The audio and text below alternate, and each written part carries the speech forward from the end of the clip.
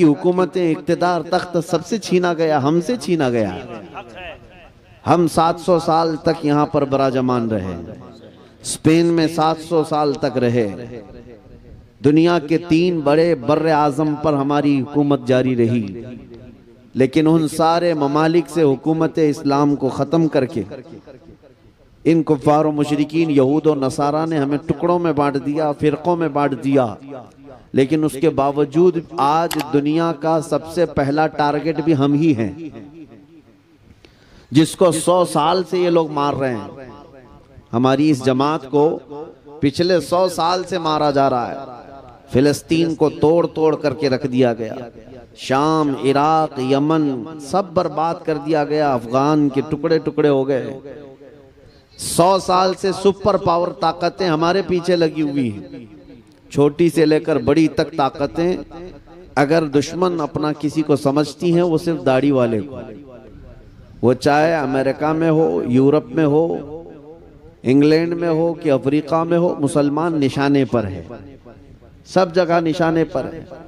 कभी आपने सोचा कि जो बिखरी हुई कौम है, टूटी हुई कौम है, हमारे पास कोई ढंग की हुकूमत नहीं, लेकिन फिर क्यों हम निशाने पर हैं? दुनिया आज हमसे खौफजदा क्यों है, परेशान क्यों है? मेरे अजीजों, वही बात है जिसको इकबाल ने कहा था, कुछ बात तो है कि मिटती नहीं हस्ती हमारी। क्या बात है, क्या बात है? कुछ बात तो है कि मिटती नहीं हस्ती हमारी, सदियों रहा है दुश्मन दौरे जमा हमारा, तौहीद की अमानत सीनों में है हमारे, इश्क़े रसूल की अमानत सीनों में है हमारे, आसान नहीं मिटाना नामो निशा हमारा। यूनान और मिस्र और रोमा सब मिट गए जहां से, बाकी मगर है अब तक नामो निशां हमारा। अजीजा ने गिरामी वकार, कोई चीज तुम्हारे पास आज भी जो बाकी है, जिससे दुनिया खौफजदा है, परेशान है, वो चीज जो बाकी है तुम्हारे पास, वो अपने नबी की मोहब्बत बाकी है, इश्क़ रसूल की दौलत बाकी है, और इसी दौलत की हिफाजत करते रहना मेरे अजीजों। ये जलसे, ये जुलूस, ये उलमा का आना जाना, ये इसीलिए लगा रहता है कि तुम्हारी ये मोहब्बत रसूल की अमानत बाकी रहे, अमानत बाकी रहे। वरना चोरों के आने जाने शुरू हो गए, मक्कार और लुटेरों का तुम्हारे यहाँ आना जाना अगर शुरू हो गया तो इश्क़ रसूल की दौलत भी जा सकती है, जो आखिरी दौलत तुम्हारे पास बची है। इसलिए मैं आपको ये बताना चाहूंगा कि हम हुजूर पाक सल्लल्लाहु ताला अलैहि वसल्लम के नाम पर इतना क्यों मर मिटते हैं? क्यों? इसलिए कि कुरान ने कहा है कि वो रसूल हमसे जान से ज्यादा करीब है। बेशक, सुभान अल्लाह, हमसे जान से ज्यादा करीब है। अगर हम आज रब्बे जुल जलाल की इबादत के लिए फजर की अजान में उठ जाते हैं, तो ये सदका है रसूलुल्लाह का। सुभान अल्लाह। आज अगर हमारे चेहरों पर रौनक है, तो ये सदका है रसूलुल्लाह का। हम मुसलमान हैं तो किसकी बदौलत है? रसूल पाक सल्लल्लाहु अलैहि वसल्लम की बदौलत। इसीलिए सबसे पहले मैंने आला हजरत का ये शेर पढ़ा, वो जो न थे तो, याद है आपको? वो जो न थे तो, और वो जो न हो तो, अगर रसूल पाक नहीं तो फिर कुछ नहीं, ना हमारे वजूद में कुछ है, ना हमारे नाम में कुछ है। हमें जो कुछ भी मिला है वो मेरे मुस्तफ़ा के कदमों से मिला है। बरेली के इमाम आला हज़रत फाजिल बरेलवी रज़ियल्लाहु तआला अन्हु यूं अर्ज करते हैं बारगाह रसूल में, या रसूल अल्लाह, खल्क के हाकिम हो तुम, रिस्क के कासिम हो तुम, खल्क के हाकिम हो तुम, रिस्क के कासिम हो तुम, जो मिला तुमसे मिला तुम पे करोड़ों। सुभान अल्लाह, नारे तकबीर, नारे रिसालत, इश्क मोहब्बत, इश्क मोहब्बत। बरसों इबादत करके जो बंदा, हजारों साल इबादत करके, ये सब चीजें पूरा होने तक ना आए बस। हाँ, यहाँ ये लेना बैंक नहीं है। बहरहाल मैं डिस्टर्ब ना हो जाए, एक बार दुरूद शरीफ पढ़ लें। अल्लाहुम्मा सल्ली अला सय्यिदिना मुहम्मद मअदनिल जूदि वल करम व आलिहि व अस्हाबिहिल किराम इब्निल करीम बारिक वसल्लम। जिन पर बारिश होनी थी वो तो अब बैठ गए, जिनके हाथ में मुझसे पहले माइक था, जो गुनगुना रहे थे, उन पर ही तो बारिश होती है, नात खानों पर हो।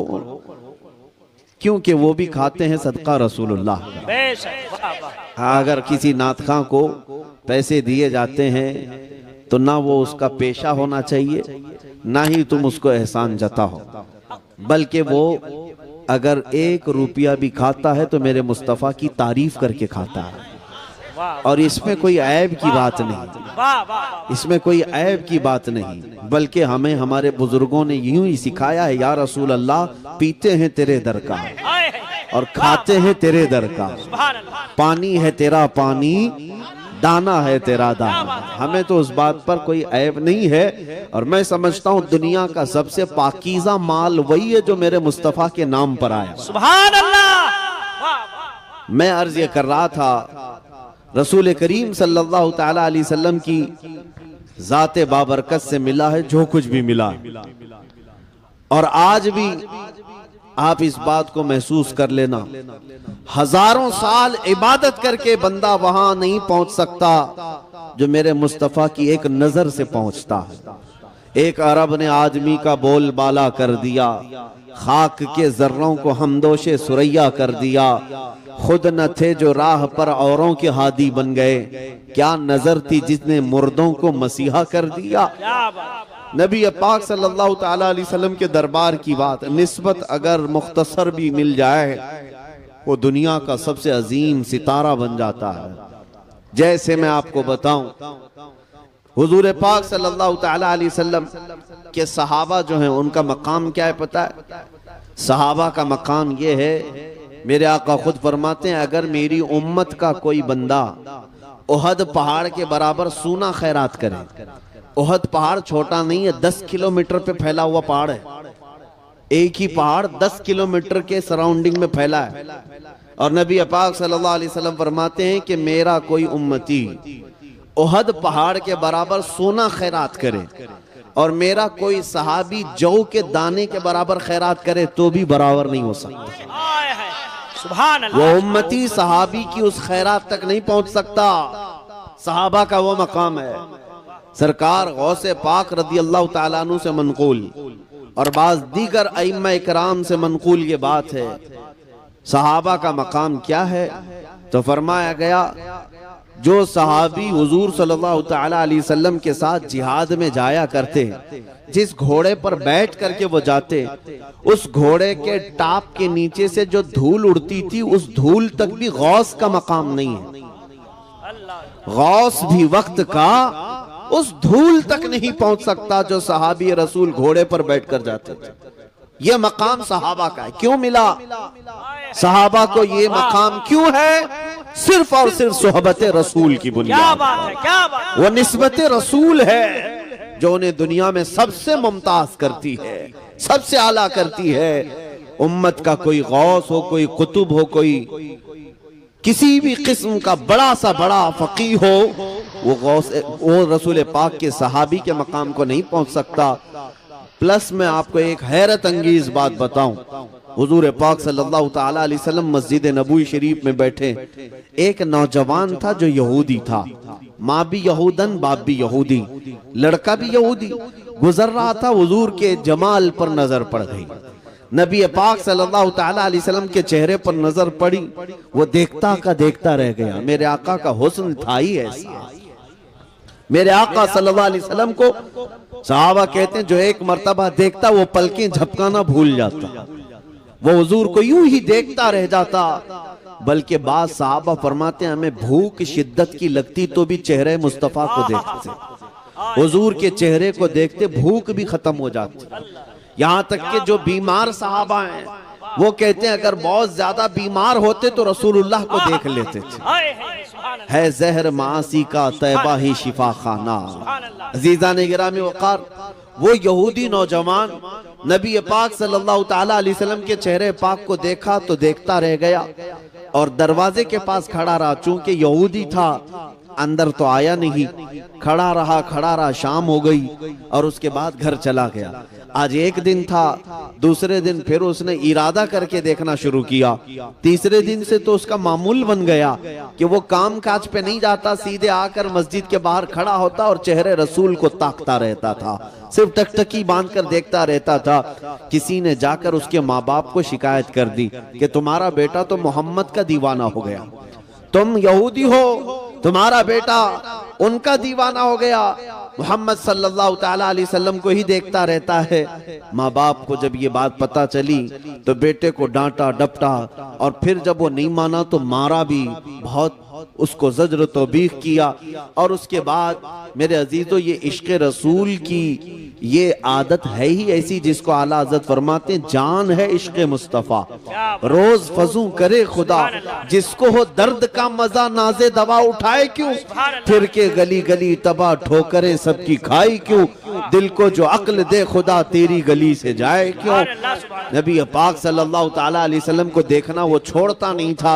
माँ बाप को शिकायत की गई। एक दिन बाप यहूदी आया और देखा अपने बेटे को कि यहीं खड़ा रहता है, आकर के अपने बेटे को गिरफ्तार किया और घर ले गया और जंजीरों से बांध करके उसको कैद कर दिया। कहा आज के बाद ना तू घर से बाहर निकलेगा, ना मोहम्मद को देखेगा, ना मस्जिद के बाहर जाएगा, ना कहीं उनकी जियारत करेगा। और उसको जो ये सजा मिली, ये सख्त तरीन सजा होती है। एक आशिक रसूल के लिए सबसे बड़ी सजा उसके रसूल से दूर कर देना, नबी पाक सल्लल्लाहु ताला अलैहि वसल्लम से दूर करना। आज दुनिया भी देखें हमें जो सबसे बड़ी सजा दे रही है, वो क्या सजा दे रही है? हमारे बच्चों को मार करके नहीं, हमारी औरतों को नीलाम करके नहीं, बल्कि सबसे ज्यादा बड़ी सजा आज हमें जो दी जा रही है वो हमारे मुस्तफा की शान में तौहीन करके। क्योंकि हमें पता, उन्हें पता है ये मुसलमान अगर बिलकता है, तड़पता है तो किसी और बात पे नहीं, अपने नबी की बेइज्जती पर तड़पता है, अपने नबी के अपमान पर तड़पता है। दुनिया आज भी जानती है, इसीलिए मेरे नबी पाक को निशाना बना करके ये गुस्ताखियां करती है और हमें बार बार कलेजा जलाया जाता है। एक आशिक रसूल को दुनिया इसी तरह तड़पाती है।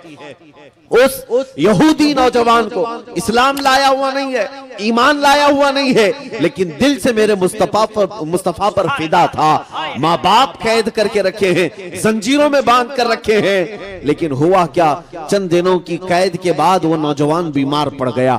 ऐसा बीमार कि अब उठने फिरने की ताकत नहीं थी। अब माँ बाप ने जंजीरें खोल दी, इलाज शुरू कर दिया। जब बड़े बड़े हकीम आए, इलाज से आजिज आ गए, सब थक गए और कहा इसकी बीमारी न पकड़ में आती है, न इलाज सही हो पाता है। यहां तक वक्त आ गया कि बड़ा हकीम आया और उसने नब्ज पकड़ करके कहा, ऐ लोगों, तुम्हारा बेटा चंद दिनों का नहीं बल्कि चंद लम्हों का मेहमान रह गया।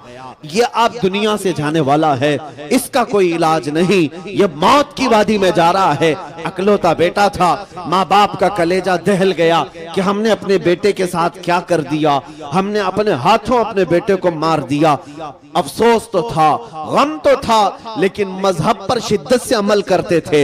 यहूदी कट्टर थे, मानने को तैयार नहीं थे। आखिर में माँ का दिल पसीज गया।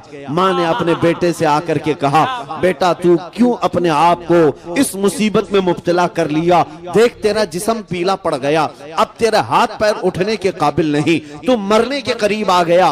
बता तू चाहता क्या है? वो नौजवान जो मौत की वादी में जा रहा था, हमेशा के लिए अब आंखें बंद करने वाला था, माँ की आवाज कानों में आई तो बेटे ने कहा, एक बार मोहम्मद अरबी को देखना चाहता हूं, एक बार मोहम्मद रसूलुल्लाह को देखना चाहता हूँ। माँ बाप का दिल पसीज गया, रहम आ गया, तरस आ गया।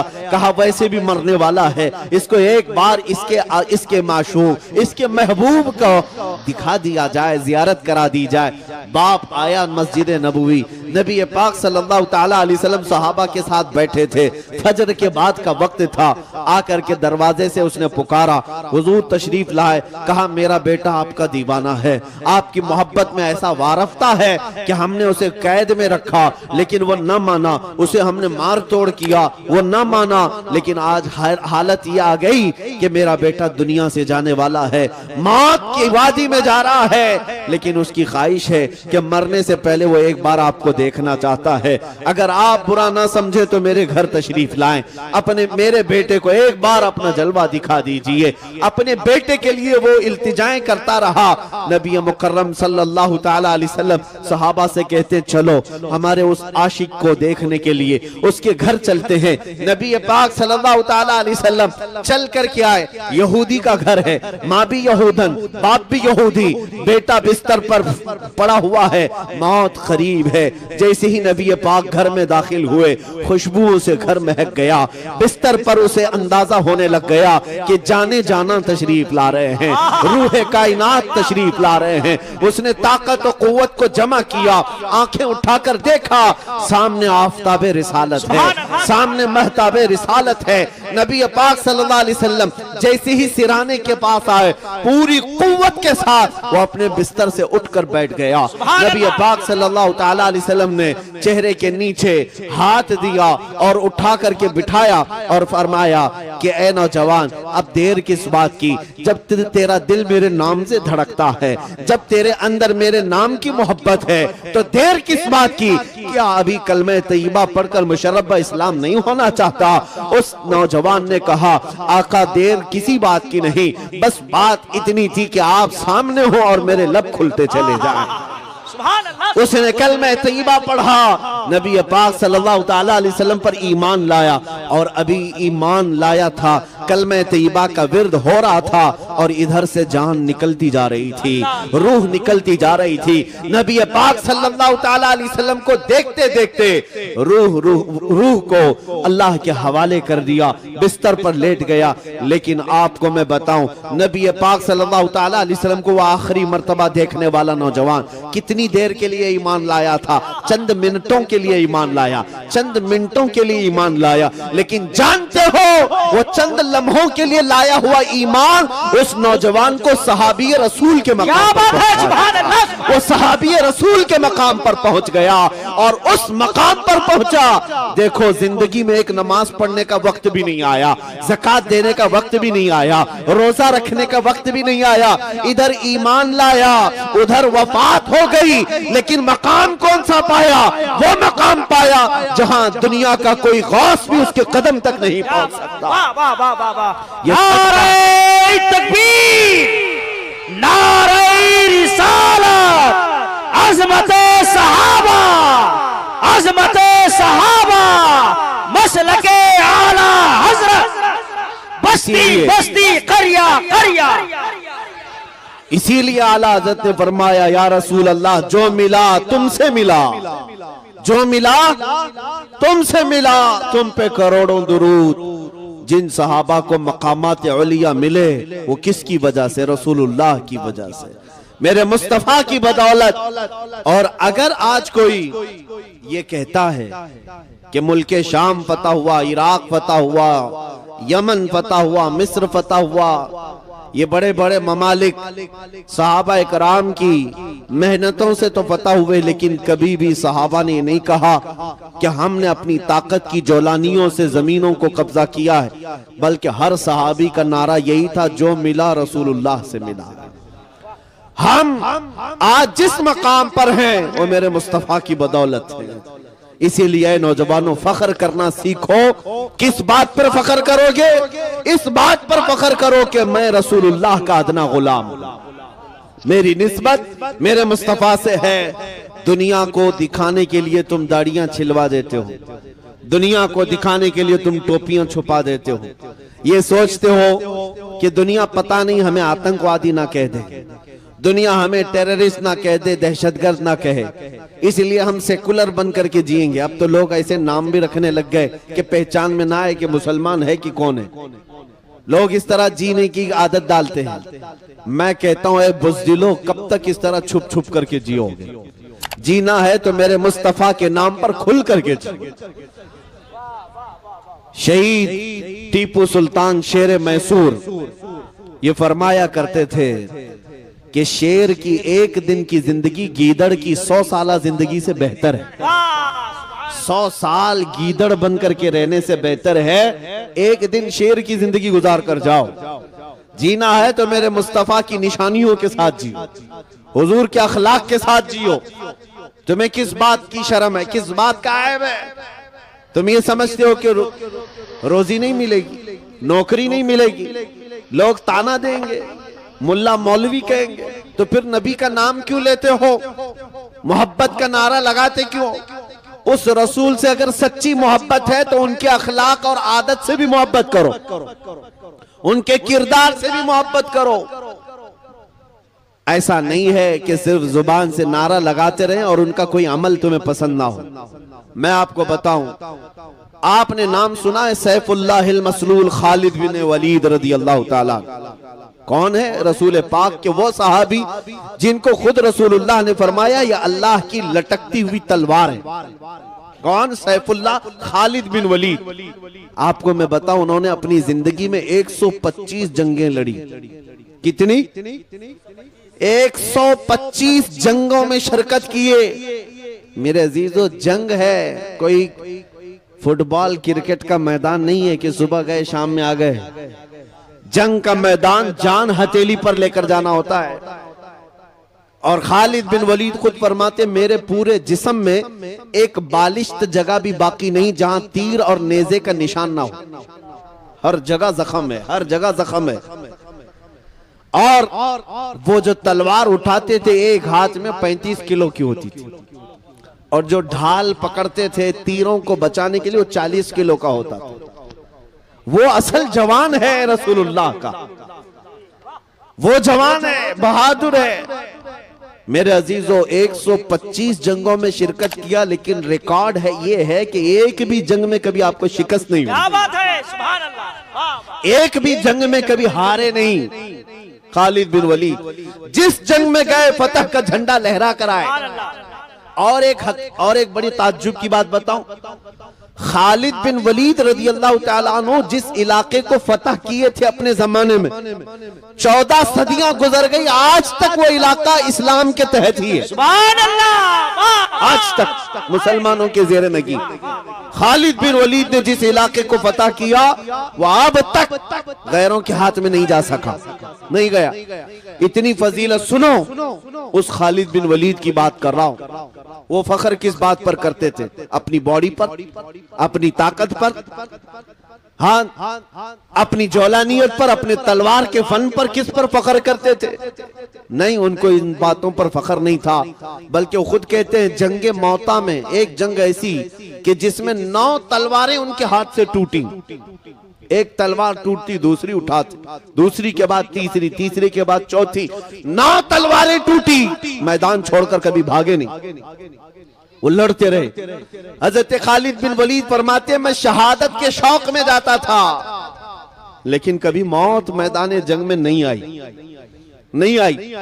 एक जंग के मैदान में ऐसा हुआ कि बड़े बड़े पहलवान सामने तलवार लहराते आ गए आपकी गर्दन के पास। 4 बड़े बड़े पहलवान आए, आप लड़ ही रहे थे कि अचानक आपका अमामा गिर गया, सर से अमामा गिर गया। अब होना क्या चाहिए? जंग के तरीकों में यही है कि पहले दुश्मन का मुकाबला करो, बाद में अपनी चीजें उठाओ। लेकिन खालिद बिन वलीद ने सामने खड़े हुए किसी काफिर की परवाह न की, अमामा उठाने के लिए चल पड़े। बड़े बड़े पहलवान सामने तलवार लेकर खड़े हैं, आप उनकी तरफ नहीं देख रहे थे, अमामा शरीफ उठाना है। अपनी टोपी अमामा उठाने के लिए भागे और जल्दी से जाकर भागकर उठा लिए। इतनी देर में तो वो गर्दन अलग कर सकते थे, लेकिन सब हैरत में रह गए। सबों ने तलवार नीचे कर ली। ये हरकत एक आम फौजी भी नहीं करता, एक आम सिपाही भी नहीं करता। खालिद बिन वलीद तो सिपह सालार है, ऐसी हरकत कैसे कर सकते हैं? तो उन काफिरों ने पूछा खालिद बिन वलीद से, ये क्या हरकत तुमने किया? एक छोटा फौजी भी नहीं करता ऐसी हरकत।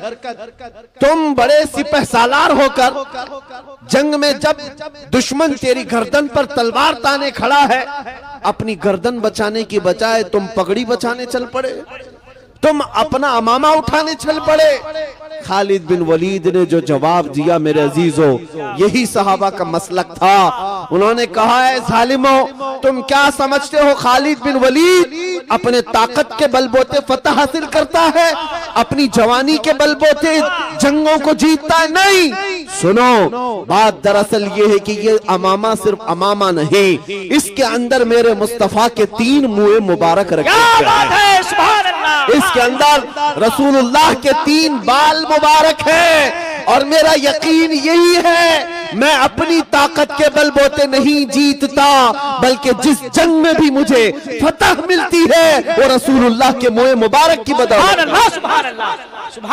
निस्बत पर उन्हें नाज था, उन्हें फख्र इसी बात पर था। इसी को आला हजरत ने क्या फरमाया, या रसूल अल्लाह, जो मिला तुमसे मिला, तुम पे करोड़ों दुरूद, खल्क के हाकिम हो तुम, रिस्क के कासिम हो तुम, जो मिला तुमसे मिला, तुम पे करोड़ों दुरूद। इसीलिए मैंने आज देखा है, इज्जत उसी की है जो रसूलुल्लाह का दीवाना है, जो मेरे मुस्तफा का परवाना है, उसे दुनिया नहीं भूलती। आज देखे बंगाल की इस वादी में मैं बैठा हूँ, यहाँ पर शायद मैं पहली मर्तबा आया, लेकिन आते साथ 100 साल पहले गुजरे हुए बुजुर्ग जिनका नारा कसरत से लगता है वो कोई और नहीं, वो इमाम इश्क व मोहब्बत आला हजरत की जात है। आज हर बच्चा, हर जवान इश्क मोहब्बत आला हजरत क्यों पुकारता है, क्यों नारे लगाता है? इसलिए नहीं कि वो बहुत बड़े नेता थे, इसलिए नहीं कि वो बड़े जमींदार थे, इसलिए नहीं कि उन्होंने लोगों में पैसा बहुत बांटा है, इसलिए हर बच्चे की जुबान पर आला हजरत का नारा है कि उस आला हजरत ने अपनी जिंदगी मेरे मुस्तफा के नाम पर वक्फ की थी। और उन्होंने दुनिया को ये सिखाया था, कि जीना हो तो है लोगों ऐसे जियो कि हुजूर को पुकार कर यूं कहो, या रसूल अल्लाह, चमक तुझसे पाते हैं सब पाने वाले, मेरा दिल भी चमका दे चमकाने वाले, क्या मेरा दिल भी चमका दे चमकाने वाले। उस आला हजरत ने जो इश्क रसूल का दर्स दिया, इसलिए मौला करीम ने आज ना उनका नाम मिटने दिया है, ना उनका कलाम मिटने दिया। बेशक बेशक। हाँ, वो बुजुर्ग आज हमारे मजमों में जिंदा है। आज मुजाहिदे मिल्लत को कसरत से याद किया जाता है। क्या कहने बंगाल की खाड़ियां, उड़ीसा की वादियां मुजाहिदे मिल्लत के कदम कदम को याद करती हैं। क्यों? क्या उस मुजाहिदे मिल्लत ने बहुत बड़ा महल बना लिया था?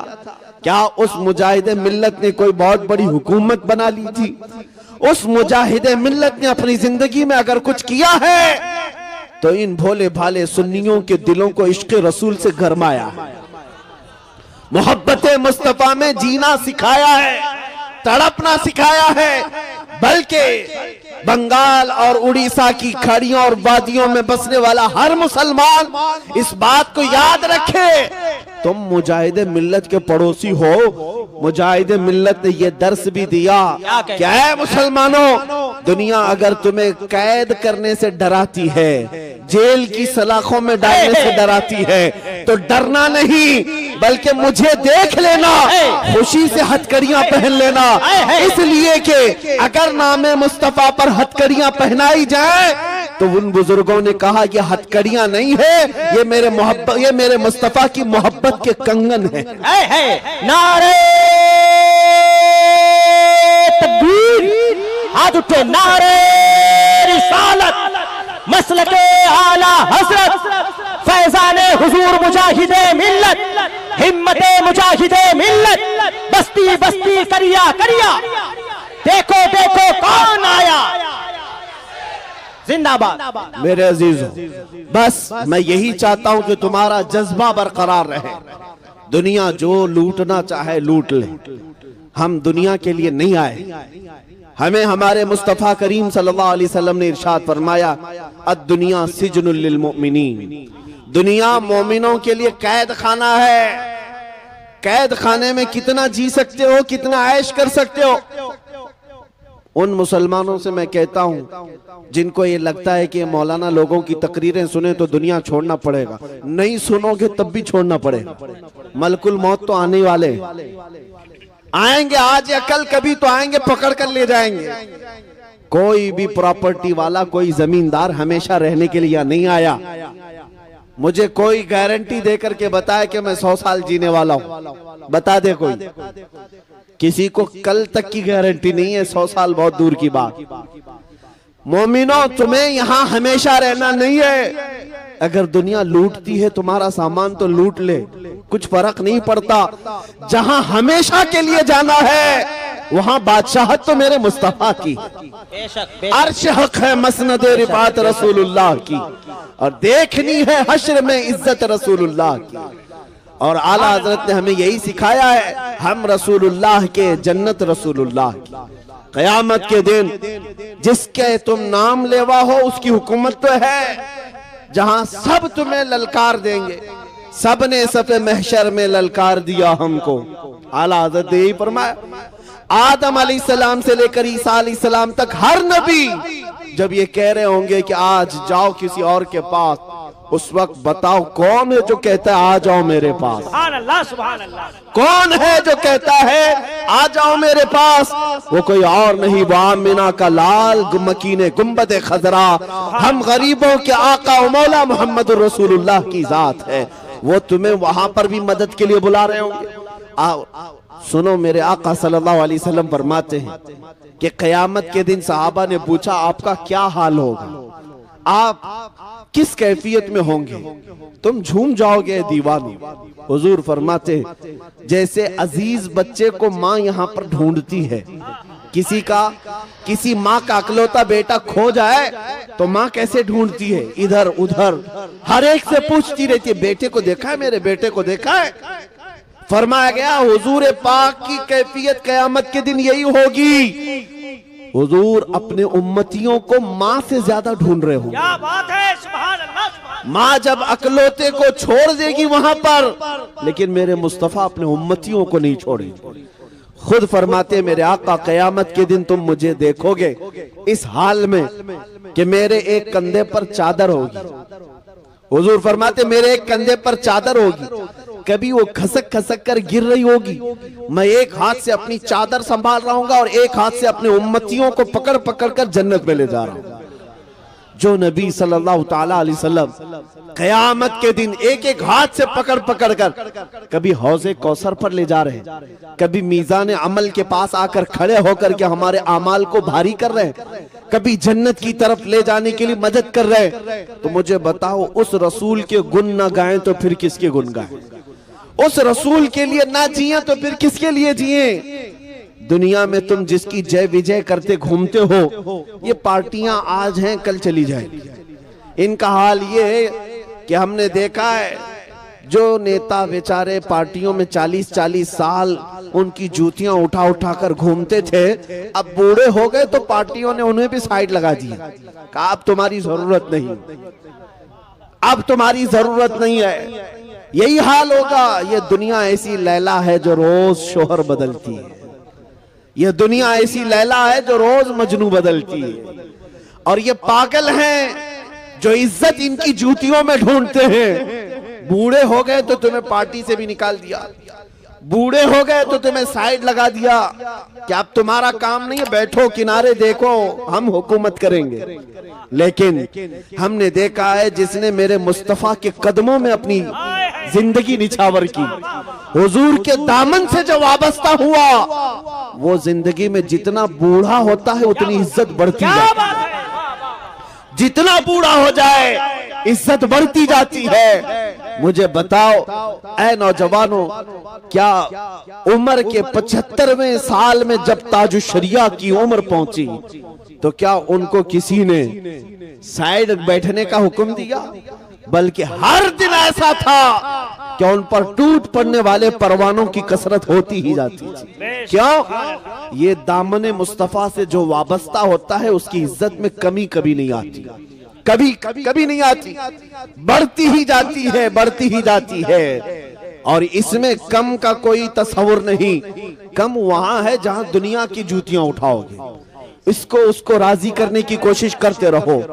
और देखा आपने, अल्हम्दुलिल्लाह, मैं मुसलसल पिछले 1.5 साल से कंटिन्यू हिंदुस्तान के हर इलाके में जा रहा हूं, हर सूबे में, कितने शहरों में गया, नौजवानों का और लोगों का पुरतफाक इस्तेकबाल, हर जगह नारे और फूलों से निछावर। किस बात की मुझे इज्जत दी जा रही? क्यों मुझे लोग इस कदर आंखों पे बिठाए हुए हैं? क्यों मुझे मिंबर पर बुलाया जाता है, दावत दी जाती? मैं ये जानता हूं तुम्हारी ये इज्जत, तुम्हारी ये मोहब्बत, तुम्हारा ये फूल बरसाना, आंखों पर बिठाना इसलिए नहीं कि मैं भी किसी पार्टी का नेता हूं। नहीं, तुम जो कुछ भी इज्जत देते हो वो सिर्फ इतनी बात है, जब तक बिके न थे तो कोई पूछता न था। जब तक बिके न थे तो कोई पूछता न था। या रसूल अल्लाह, तुमने खरीद कर हमें अनमोल कर दिया। ये नाज, ये अंदाज हमारे नहीं होते, झोली में अगर टुकड़े तुम्हारे नहीं होते, जब तक के मदीने से इशारे नहीं होते, रोशन मेरी किस्मत के सितारे नहीं होते। बेदाम ही बिक जाइए बाजारे नबी में, इस शान के सौदे में खसारे नहीं होते।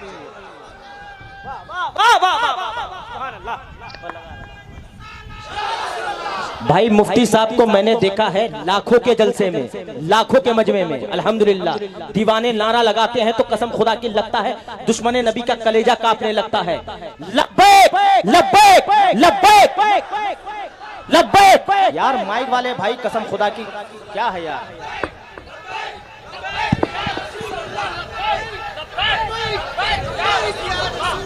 बहुत बेहतर मेरे अजीजों, ये जो है सिर्फ नारा ही नहीं है बल्कि ये तो एक वजीफा भी है।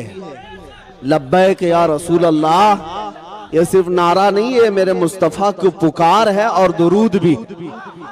नबी पाक सल्लल्लाहु तआला अलैहि वसल्लम को पुकारना ये एक सिर्फ और सिर्फ नारा नहीं है, ये इबादत है, ये इबादत है। और दुश्मनों का कलेजा फटता है आज तो इसी नारे की बदौलत, उन्हें पता है।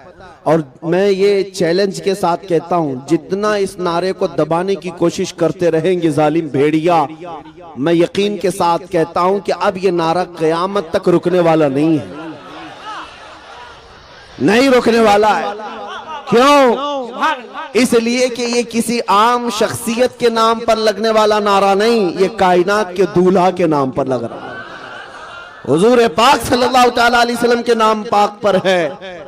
और किसी अभी चंद दिनों पहले की बात है, शायद हफ्ता 2 हफ्ता पहले, एक साहब ने मुझे कहा कि किसी मजमे में नारा बहुत लग रहा था, हमें बुलाया गया पुलिस स्टेशन में और केस देने की बात की। मैंने कहा क्यों? कहा लब्बैक लब्बैक के नारे लगा रहे थे, पुलिस वालों ने कहा कि तुम पर भी केस होगा।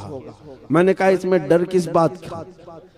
डर किस बात का? कहा कि आप तो अच्छी खबर दे रहे हैं, इससे बेहतर केस क्या हो सकता है? इससे बेहतर केस क्या हो सकता है कि नबी पाक सल्लल्लाहु तआला अलैहि वसल्लम के नाम पाक पर पुकारने का वो तुम्हें केस नहीं बल्कि सर्टिफिकेट दे रहे हैं आशिक़े रसूल होने का। क्या बात है? वाह वाह वाह वाह। वो सर्टिफिकेट दे रहे हैं कि तुम किसी और को नहीं पुकारते, तुम रसूलुल्लाह को पुकारते हो।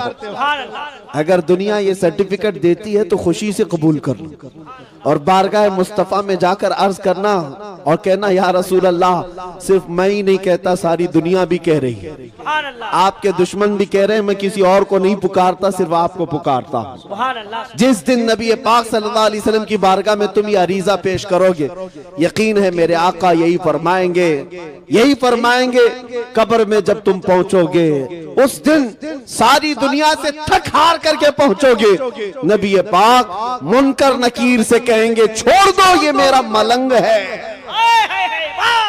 ये दुनिया से थक करके आया है, दुनिया ने इसे बड़ा परेशान किया है, छोड़ दो इसे, सो जाने दो। हम उसी रात के लिए मेरे अजीजों मर मिटते हैं। आओ मेरे अजीजों, नबी पाक सल्लल्लाहु तआला अलैहि वसल्लम के नाम पाक पर बेदार होना यह हमारे बुजुर्गों का शिवा है। हमने देखा है जब जब कौम हमारी सोती है, इसको जगाने के लिए हुजूर का नाम ही काफी है, नाम ही काफी। एक यहूदी आलिम है जो रिसर्च कर रहा था, डॉक्टरेट किया, पीएचडी किया, एक नहीं 2 पीएचडियां, किस बात पर? मुसलमानों के हालात पर। एक मॉडर्न मुसलमान है, उस मुसलमान से उस यहूदी आलिम की मुलाकात हुई। और मुलाकात में उसने जो बात की, मुसलमान ने पूछा पीएचडी का तुम्हारा रिसाला कहां तक पहुंचा? कहा मैंने 2 बार अलग अलग टॉपिक पर पीएचडियां की हैं और सब मुसलमानों के हालात पर। उस मुसलमान ने पूछा कि किस नुक्ते पर तुम पहुंचे, रिजल्ट क्या आया तुम्हारी पीएचडी में? वो यहूदी आलिम कहता है मैंने देखा कि मुसलमान कई मर्तबा तबाह हुए, बर्बाद हुए, टुकड़े हुए, इनको बच्चों को मारा गया, इनको घरों से निकाला गया, इनको जलाया गया, इनकी खोपड़ियों से मीनार बनाए गए, इनकी औरतों को दफन किया गया, बहुत कुछ इनके साथ किया गया, लेकिन फिर भी ये जमा होते हैं, फिर भी जमा होते हैं। ना इनकी अजानों में फर्क आया, ना इनकी नमाजों में फर्क आया, ना इनके चेहरों पर फर्क आया, फिर वही तरोताजी आ जाती है। ये कैसी डाल है, ये कैसा दरख्त है कि इसकी हर शाख को तोड़ा जाए फिर भी हरियाली बाकी रहती है, फिर भी हरियाली बाकी रहती है। ये कैसा दरख्त है? तो इस मुसलमान ने पूछा कि तुम्हें क्या लगता है वजह क्या होगी, तुम बताओ। उस यहूदी आलिम से पूछा कि वजह क्या होगी कि बार बार हरियाली फिर आती है, इसकी शाखों को तोड़ने के बाद भी फिर हरियाली आती है। वो यहूदी कहता है बुरा ना मानो, मेरा रिसर्च ये कहता है ये 1000 टुकड़ों में बट जाएं, लेकिन जब नाम मोहम्मद की बात आती है फिर ये इकट्ठा हो जाते हैं।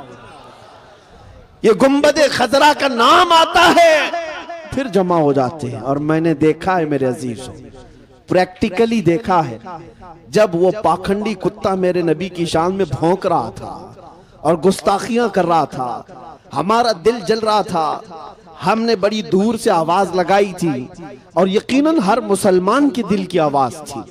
हम अपनी जान मेरे मुस्तफा के नाम पर फिदा करने को तैयार हैं।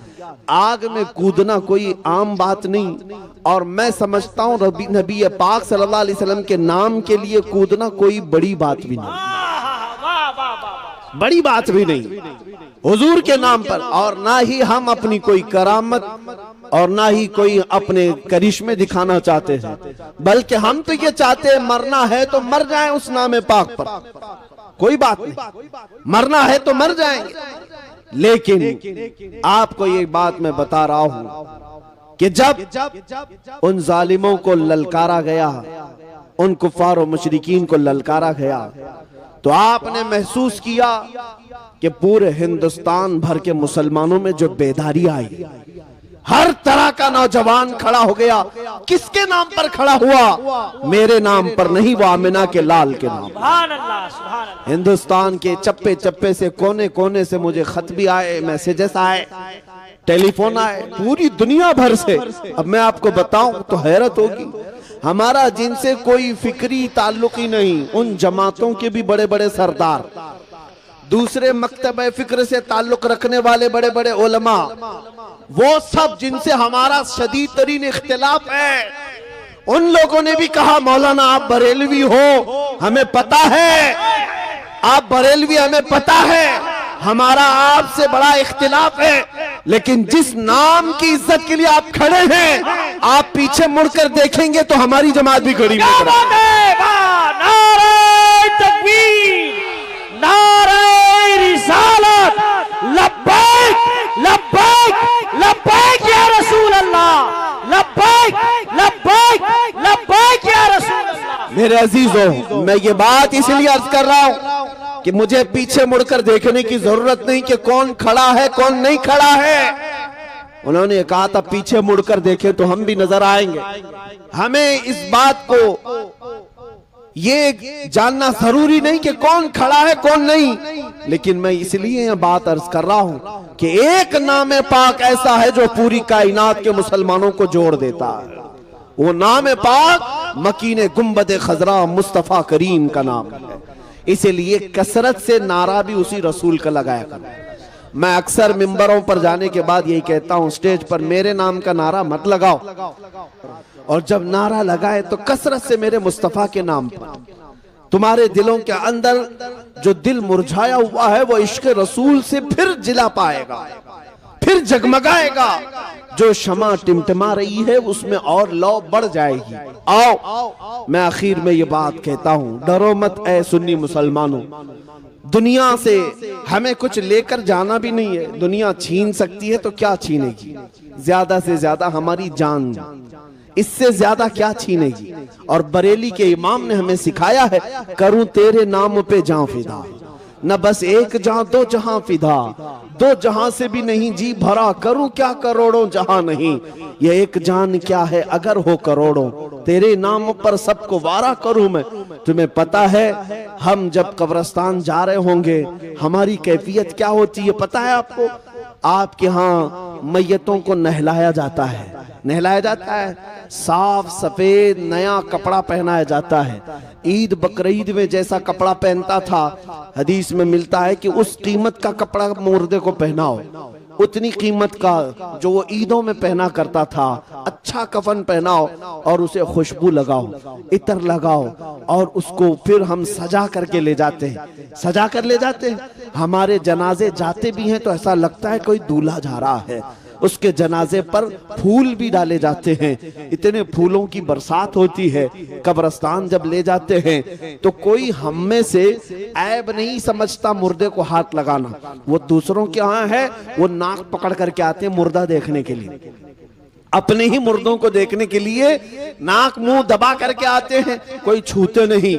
लेकिन हम में से हाल ये है कि हम अपने मुर्दों को अपने हाथों से नहलाते हैं, अपने हाथों से पहनाते हैं, और कब्रिस्तान में उतारने के लिए हर कोई आगे बढ़ता रहता है कि मैं पकड़ूं मैं पकड़ूं। कोई ये नहीं देखता कि मेरा रिश्ता इससे क्या है, हर एक उसकी इज्जत कर रहा होता है। और नहलाने में जानते हैं एक बात बार बार कही जाती है, अरे आहिस्ता से करो, आहिस्ता से करो, उसे तकलीफ ना होने पाए, उसे धीरे धीरे करो। बहुत ज्यादा गर्म पानी भी ना नहलाओ, बहुत ज्यादा ठंडा पानी भी ना नहलाओ।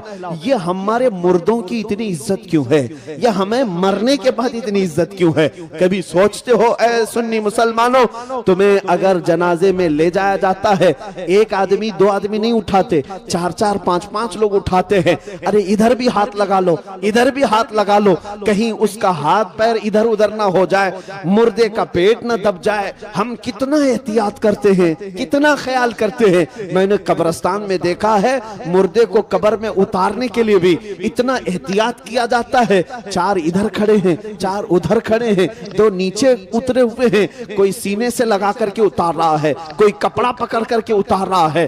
क्यों एक मरे हुए के लिए इतनी इज्जत है? बुजुर्गों से हमने पूछा था, उसे नहलाया भी गया, पहनाया भी गया, और खुशबू भी लगाई गई, फूल भी डाले गए, और सारे लोग उसकी आओ भगत में लगे हैं। क्या बात है? बुजुर्गों ने फरमाया, ऐ मेरे बच्चे, क्या तुझे पता नहीं, आज ये जा रहा है कब्र में दीदारे मुस्तफा के लिए, आज ये जा रहा है कब्र में रसूलुल्लाह को देखने के लिए।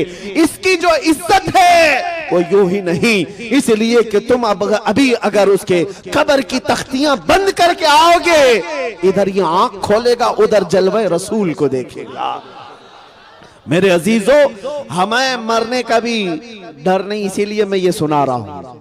मोमिन को मौत का खौफ ना हो, मोमिन मरता है, उसे यकीन है कि मेरे मुस्तफा के कदमों में जाऊंगा। और कब्र में जाने के बाद एक आशिक रसूल क्या कहता है?